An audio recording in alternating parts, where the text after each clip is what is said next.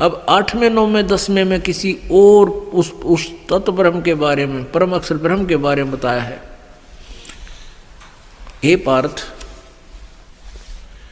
8वें का 8वां अध्याय नंबर 8 का और ये मंत्र नंबर 8 है।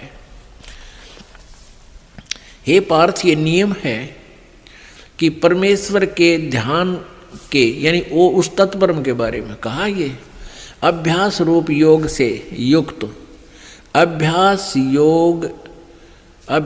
योग युक्तेन, परमेश्वर के ध्यान नहीं, जो मंत्र जो विधि बताई जाती है उस अभ्यास योग से युक्त जो संत बताते हैं उसका अभ्यास करता हुआ दूसरी ओर न जाने वाले चित्त से, यानी कोई और देवता की, किसी और देव की पूजा नहीं करता, निरंतर चिंतन करता हुआ उस एक ही परमात्मा का चिंतन करता हुआ व्यक्ति परम दिव्यम पुरुषम, उस परम दिव्य यानी उस अद्भुत परमात्मा परमेश्वर को प्राप्त होता है।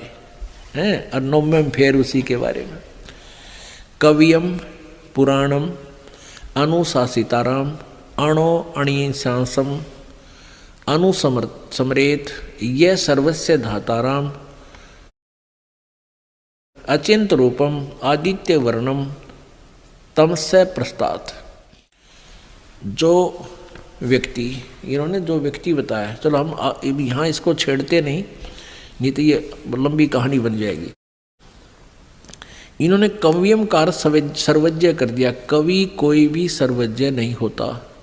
यहाँ उस कबीर देव के बारे में है जो सर्वशक्तिमान है, सर्वश्रेष्ठ है, पूर्ण परमात्मा सबका उत्पत्ति करता है।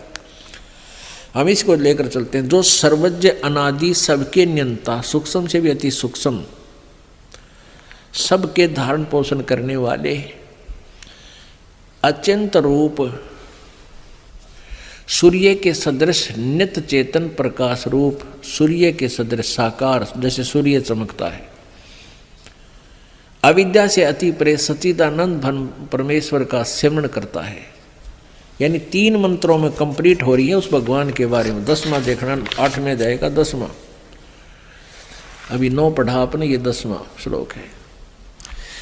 वह भक्ति युक्त पुरुष अंत काल में योग बलेन, यानी भक्ति की शक्ति के कारण, भक्ति के बल से, बरकुटी के माध्यम में प्राणों को अच्छी प्रकार स्थापित करके फिर निश्चित मन से, निश्चल मन से समन करता हुआ, यानी उस, ये तम मन उस जो